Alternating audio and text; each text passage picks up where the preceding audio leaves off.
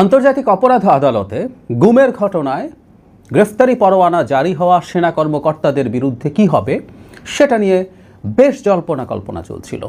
সেনাবাহিনী এটা পালন করবে না, এটা মান্য করবে না, তারা বৈঠক করছেন এবং সবচেয়ে জরুরি কথা, সব সময়ের মতো যেখানেই সেনাবাহিনীর নাম আসে সেখানে প্রতিষ্ঠান হিসাবে সেনাবাহিনী এবং সেনাপ্রধানকে একরকম দায়ী করার প্রবণতা থাকে এবং যথারীতি তাকে সরিয়ে ফেলতে হবে, তাকে চলে যেতে হবে, তিনি ভারতের দালাল, তিনি হাসিনার দালাল, এই আলাপগুলো সামনে আনা হয়। সেগুলো সমানে চলছিল।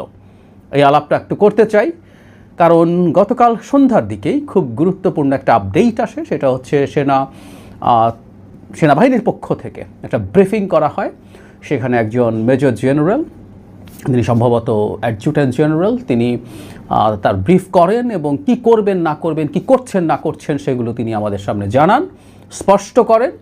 এর মধ্যেও কিছুটা কনফিউশন সম্ভবত রয়ে গেছে, বিশেষ করে তাদের বিচার, যাদের কথা বলা হয়েছে তাদের বিচার কোন আইনে হবে, বিশেষ করে সার্ভিং যে অফিসার্স আছেন। দুটি গুমের ঘটনার মামলায় আইসিটি 25 জন সামরিক কর্মকর্তার বিরুদ্ধে গ্রেফতারি পরোয়ানা জারি করেছিল। বাংলাদেশের ইতিহাসে প্রথমবারের মতো সার্ভিং অফিসারের বিরুদ্ধেও এই ধরনের একটা পরোয়ানা হয়েছে। এর মধ্যে 9 জন হচ্ছে অবসরপ্রাপ্ত, একজন হচ্ছে পিআরএল, যিনি অবসর চাওয়াকালীন ছুটিতে আছেন, সেটাও একরকম চাকরিতে থাকার মতো ব্যাপার, এই 10 জন। আর 15 জন হচ্ছেন সার্ভিং অফিসার্স। এই হলো মোট 25 জন। আমাদেরকে জানানো হয়েছে যে 15 জনের বিরুদ্ধে গ্রেফতারি পরোয়ানা হয়েছে, যারা সার্ভিং আছে তাদেরকে হেফাজতে আনা হয়েছে। এর মধ্যে একজন তিনি মেজর জেনারেল পদমর্যাদার, তাকে খুঁজে পাওয়া যাচ্ছে না, তিনি পালিয়েছেন সম্ভবত, এবং সেনাবাহিনী আমাদেরকে জানিয়েছে তারা বিভিন্ন জায়গায় বিভিন্ন প্রতিষ্ঠানকে বলেছেন যাতে তিনি দেশ ত্যাগ করতে না পারেন।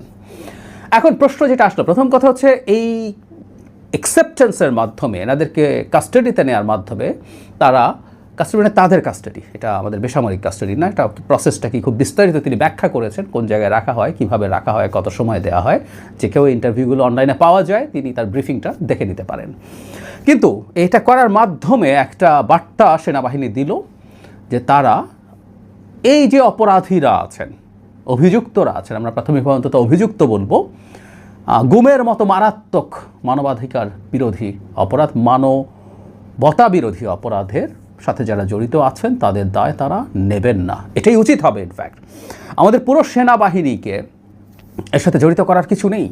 শেখ হাসিনার সময় সেনাবাহিনী হোক, পুলিশ হোক, তার একটা অংশ আসলে শেখ হাসিনার পারপাস সার্ভ করেছে, সেটার বিনিময়ে তারা তাদের বেনিফিট পেয়েছে এবং এটার কারণেই আমি ধারণা করি এনাদের বাহিনীর ভেতরে খুব বেশি ভালো অবস্থানও নেই, থাকার কোনো কারণ নেই। কারণ এসবের বিনিময়ে তারা নানান অন্যায় সুযোগ সুবিধা পেয়েছেন, পদোন্নতি পেয়েছেন, অনেক কিছু, এবং এটা অসন্তোষ সৃষ্টিকারী বিষয় বলেই আমি ধারণা করি ব্যক্তিগতভাবে। সুতরাং এটা আমি মনে করি আপামর যে অফিসার্স আছে তাদের কাছে এটা খুব বড় বিষয় না, এবং এই তাদেরকে তাদের হেফাজতে নেওয়ার মাধ্যমে এক ধরনের চক্রান্তই আমি বলবো চেষ্টা হচ্ছিল। সেই চেষ্টায় তারা খুব শক্তভাবেই বাধা দিতে পেরেছেন। এটা খুবই চমৎকার একটা ঘটনা বলে আমি মনে করি, এটা খুবই গুরুত্বপূর্ণ। এখন প্রশ্ন যেটা হয়েছে তাদের বিচার কিভাবে হবে। এখন যিনি ব্রিফ করেছেন তার বক্তব্যের মধ্যে একটা জায়গায় এরকম আছে, তিনি বলছেন যে এই দেশের সংবিধান এবং যে কোনো আইনের প্রতি তারা শ্রদ্ধাশীল, তারা ইনসাফে বিশ্বাস করে, এগুলো আছে। কিন্তু একই সাথে তারা বলছেন অবসরপ্রাপ্তদের বিষয়ে সামরিক আইন বা সেনা আইন কার্যকর না। স্বাভাবিক, সেভাবে কার্যকর না, সেভাবে শব্দটাও বলেছেন। সো তাদের বিরুদ্ধে যে কোনো প্রসিডিওর চলতে পারে, কিন্তু বাকিরা যারা আছেন, তার মানে উল্টো কথাটা উনি ওইভাবে এক্সপ্লিসিটলি বলেন নাই। এর বাকি কথাটা হচ্ছে এদের জন্য আসলে সেনা আইন কার্যকর, কথাটা এরকমভাবে পড়া যায়, আমরা পড়তে পারি। এটা উল্টো পিঠে এ কথা আছে, এবং তাদেরকে যেভাবে ডিটেইন করা হয়েছে বা হেফাজতে নেওয়া হয়েছে সেটা সামরিক বা সেনা আইন মেনে, সেটা কিন্তু আমাদের বেসামরিক বা ওই আইন মেনে না এখন পর্যন্ত। আমরা জানি না পরবর্তীতে কী হবে, কিন্তু আমি নিশ্চিত নই। কিন্তু আমার কাছে রিডিং বিটুইন লাইন্স আমার মনে হয়েছে ব্রিফিংয়ে যে এদের বিরুদ্ধে সেনা আইনেই বিচার করার কথা তারা ভাবছেন, করা উচিত হবে বলে তারা মনে করছেন, এরকম হতে পারে। এখানে একটা প্রবলেম আছে, সেই প্রবলেমটা একটু যদি বলি। আসলে আইসিটি যে আইনটা আছে, আইনটা আমি পড়তে গিয়ে দেখলাম এটার একটা ধারার মধ্যে খুব স্পষ্টভাবে লেখা আছে যে এনি ডিসিপ্লিনড ফোর্স এবং তার ইন্টেলিজেন্সের মেম্বার, মানে যে কারো বিরুদ্ধেই এই আইনে অভিযোগ আনা যাবে, বিচার করা যাবে। সেটা যদি হয়ে থাকে আইসিটি আসলে আবার এদিকে সামরিক বাহিনী বা গোয়েন্দা সংস্থা, এখানে ডিজিএফআইয়ের কর্মকর্তারা আছেন বড় সংখ্যায়, কারণ গুমের সাথে এই সংস্থার অনেক লোকজন জড়িত ছিলেন, এক্স ডিজিএফআই চিফও আছেন এর মধ্যে, তো এখন যা রিটায়ার্ডদের মধ্যে। তো সুতরাং এই ব্যাপারটা আমাদের একটু মাথায় রাখা দরকার হবে যে যদি সেটা কার্যকর হয় তাহলে সেনা আইন কি এক্ষেত্রে কার্যকর হবে না। সো আমি ধারণা করি এটা নিয়ে একটা ডিবেট আসতে পারে। আমি এই জায়গাটাকে আসলে সংকটের বিষয় বলে মনে করি সামনে হতে পারে। আমি যতদূর বুঝতে পারি সেনাবাহিনী সম্ভবত চাইছে, কারণ এটাও সত্য কথা, সেনাবাহিনীর যে কোনোখানে মানে যে কোনো অপরাধের জন্য সেনা আইনেই বিচারের অপশন আছে। আমি নিশ্চিত নই যে অপরাধগুলো তাদের ক্ষেত্রে অভিযোগ আনা হয়েছে সেই অপরাধগুলোর জন্য সেনা আইনে কী আছে, কিন্তু তারা সেনা আইনে তাদের বিচার চান এরকম মনে করার কারণ আছে আমি মনে করি।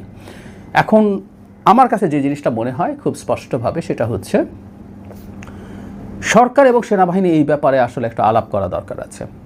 এটা নিয়ে বাংলাদেশের বিদ্যমান প্রেক্ষাপটে এই সিচুয়েশনটা খুব ডেলিকেটলি ফেস করতে হবে, ডিল করতে হবে, হ্যান্ডেল করতে হবে, এটা বলতেই হবে। কারণ হলো আমাদের সামনে পরিস্থিতি আসলে খুব ভালো না, আমরা দেশটা খুব স্টেবল অবস্থায় আছে, তার আমাদের একটা নির্বাচন আছে, নির্বাচনটাকে সামনে রেখে বাংলাদেশের নির্বাচনকে ভণ্ডুল করার জন্য অনেকে চেষ্টা করছেন, এবং এই নির্বাচন ভণ্ডুল করার জন্য যা যা করা দরকার তার জন্য টাকা ইনভেস্ট করা থেকে শুরু করে যে কেউ, এটা আওয়ামী লীগ, ভারত, যে কেউ বা দেশের মধ্যে অনেক কায়েমি স্বার্থবাদী গ্রুপ আছে যারা নির্বাচন না হলে তাদের সুবিধা হয়, তারাও চাইবেন বাংলাদেশের নির্বাচন না হোক। সো এই চেষ্টা তো থাকবেই। এই সময়ে এই ইস্যুতে অন্তত যাতে সেনাবাহিনী এবং সরকারের মধ্যে কোনো রকম কোনো সিরিয়াস মতদ্বৈততা তৈরি না হয়, এটাও আমাদের একটু দেখা দরকার আছে।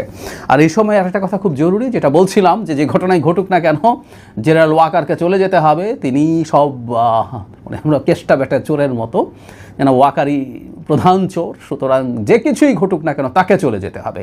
ইনফ্যাক্ট তাকে চলে যেতে হবে এই আলাপ দীর্ঘদিন থেকে 5 আগস্টের পর থেকে ক্রমাগত তোলা হয়েছে, কারণ এই ভদ্রলোকই অন্তত এখন পর্যন্ত আছেন যিনি অ্যাডভেঞ্চারাস না। এই ধরনের তৃতীয় বিশ্বের একটা দেশে এই ধরনের কেওটিক সিচুয়েশনে খুবই অ্যাডভেঞ্চারিজমের ভোগেন আমাদের এইসব ক্ষেত্রে মিলিটারি চিফেরা, তারা চান ক্ষমতার দখল করতে বা ক্ষমতার কোনো না কোনোভাবে নিয়ন্ত্রণ নিয়ে নিতে, কিন্তু ইনি প্রথম থেকে নির্বাচন করছেন। এটাই আসলে মূল সংকট আসলে অন্য কিছু না। সেই নানান অভিযোগ, নানান স্টিগমা তাকে দেওয়ার চেষ্টা করা হয়েছে, কিন্তু তিনি তার জায়গায় অটল আছেন, এবং উই আর লাকি, আমি প্রায় বলি যে উনি এইরকম চেষ্টা করেন না, চিন্তা করেন না। টার্মোয়েলের টাইমে 3 দিন বাংলাদেশের সরকার ছিল না, মিলিটারি সরকার মানে দায়িত্ব যদি নিয়ে নিত, আমি ব্যক্তিগতভাবে বিশ্বাস করি মেজরিটি অফ মানুষ তারা এটা মেনে নিতেন। হ্যাঁ, বিরোধী মত, আমি নিজে এটার বিরুদ্ধে ভিডিও করেছি কয়েক দফা, মানে 5 থেকে 8 তারিখের মধ্যে, কিন্তু মানুষ পছন্দ করতো। এই মুহূর্তে দরকার সেনাবাহিনী সরকার স্লোগান 2-3 তারিখের অগাস্টের কথা বলছি, হাসিনা যাওয়ার আগেই হয়েছে,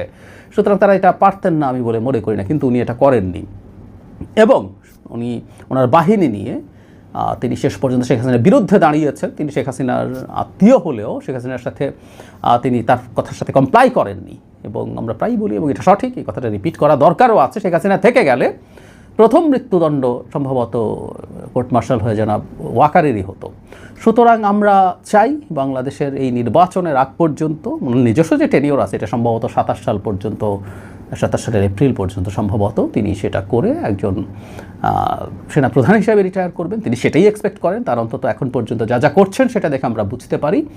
তো সুতরাং তাকে নিয়ে অহেতুক যেন আমরা বিষোদ্গার না করি, এবং সব কিছুর জন্যই তাকে দায়ী করার যে প্রবণতা, যাই ঘটুক না কেন তিনিই দায়ী, তাকেই সব কিছু করতে হবে, তাকে সব দায়িত্ব দিয়ে সরিয়ে ফেলতে হবে, বা সেনাবাহিনীকে প্রতিষ্ঠান হিসাবে স্টিগমাটাইজ করা। বাংলাদেশের এই প্রতিষ্ঠানটার শেখ হাসিনার সময় স্খলন হয়েছে, কথাটা ঠিক ভুল না, মানে একটা অংশ, আমরা অ্যাজ এ হোল বলছি না। খুব স্বাভাবিকভাবে যেটা হয়, একটা অবৈধ সরকার যখন ক্ষমতায় থাকতে হয়, সে রাষ্ট্রের প্রতিটা প্রতিষ্ঠানকে ধ্বংস করার চেষ্টা করবে, সে তার মতো করে ভেঙে চুরে তার ভৃত্যে বা দাসে পরিণত করার চেষ্টা করবে। সেটা হয়েছে, এবং কিছু কিছু অফিসার নিশ্চয়ই তার সাথে কমপ্লাই করেছে।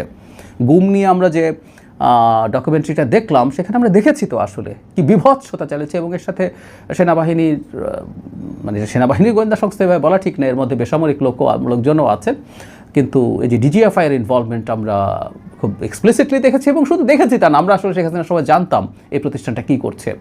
তার মানে কি আবার এই প্রতিষ্ঠানটা ধ্বংস করে দিতে হবে, বাতিল করে দিতে হবে? উত্তর হচ্ছে না।